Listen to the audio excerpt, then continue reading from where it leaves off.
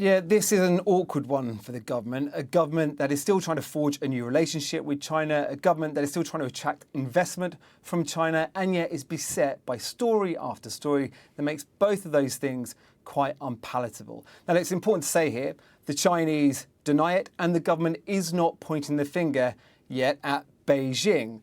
They have, however, confirmed that yes, this hack did take place, and it's understood that it was data on systems operated on the Home Office's behalf by the Foreign Office. Now, in truth, no one in the security world is all that surprised by this. Recently, both the head of MI5 and military bosses have both said cyber attacks are on the increase, and the main perpetrators are Russians, Iranians, and the Chinese. On this attack, though, the government hasn't called out Beijing. They're still investigating. This is what the Trade Minister, Sir Chris Bryant, had to say earlier on. I think it's really important, first of all, that we don't speculate unnecessarily, and secondly, that we have a coherent strategy in our relationship with China. Of course, we want to cooperate with them where we can and compete with them where we can, and sometimes we need to challenge them. That is our strategy: compete and cooperate where we can and challenge where we must.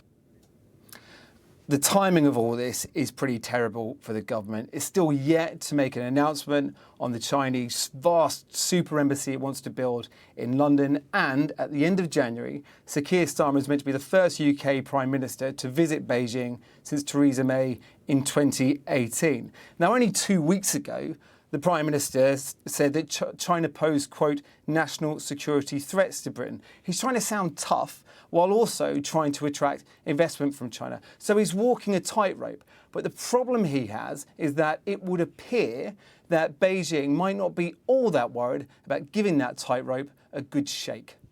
Paul McNamara. Well, joining me now, the Conservative MP and former Security Minister, Tom Tugendhat. If this is either Chinese state or actors on behalf of the Chinese state, do you think the British government should say so, or should the delicate high-wire act of diplomacy take precedence? No, we should be absolutely clear that where China poses a threat to us, we call it out and we identify very clearly what that threat is. Now, this isn't a surprise. Let's be absolutely clear. We know that China has attempted to hack into the MOD, into Number 10. So the fact that it's having a go at the Home Office and the FCO is really not a surprise. And we know that they're also stealing technology ideas, payroll data off British businesses, closing British businesses, putting people out of work and making sure that we can't compete. So we need a government that is absolutely clear about it, that publishes a China strategy, that it says it's written but nobody's read, and that puts China on the enhanced scheme of FIRS, the Foreign Influence Registration Scheme, that I brought in when I was Security Minister. It was designed exactly for that, and the government still won't do it. Do you think Keir Starmer should go to China? No, not when this is going on like this. You know, there's a really bizarre idea somehow going around the Treasury at the moment, kind of like one of those cargo cults from the South Pacific.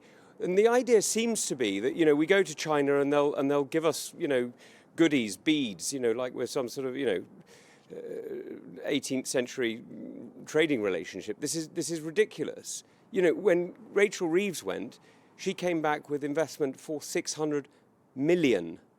It's peanuts, 120 million a year. There are companies that invest more than that in the UK. Now, the reality is China is throwing off less cash, less foreign direct investment than it has done for years. It used to be at about 2% in 2015. It's now about 1% of its GDP, which is investing overseas. But somehow or other, this government seems to think that they can reheat a relationship and turn China into something it hasn't been for 10 years.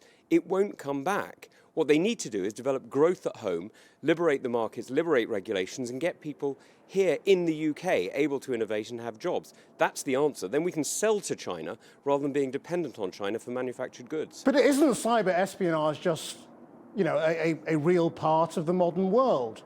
You know, it's not just China doing it. Presumably we do it as well. The Americans, we know, have spied on Europe at different times as well. I mean, don't we just have to kind of accept that it goes on and you have to get on despite it? Look, just because things happen doesn't mean you need to accept it. Burglary has been rife in the United Kingdom for 2,000 years. Do you think we shouldn't have a spy police on force? them?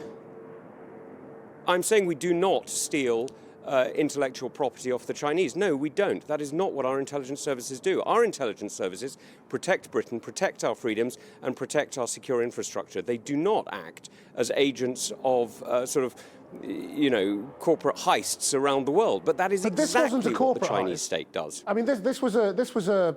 How do you know? This was Sorry, a look Krish, at the Foreign Office. Because this was a look at the Foreign Office. Well, how do you know, Krish? Details. No, hang on. Hang on a minute. No, Krish, sorry, that's not correct. The way that the Chinese operate is they operate a multifaceted, whole of society approach, which means that stealing visas can then be used to work out who's intending to come, who's going over to the UK in order to do business, and maybe they're going from France. Sorry, they wouldn't be applying for a visa, of course, but they might be going from India, they might be going from the Middle East, applying for visas to the UK in order to do business, so that a Chinese company can undercut them in advance. That's what this is about. This is about a whole of society approach, and the idea that this isn't some sort of massive whole of society response, including corporate advantage taking by the Chinese state, I'm afraid is not true. This is about everything.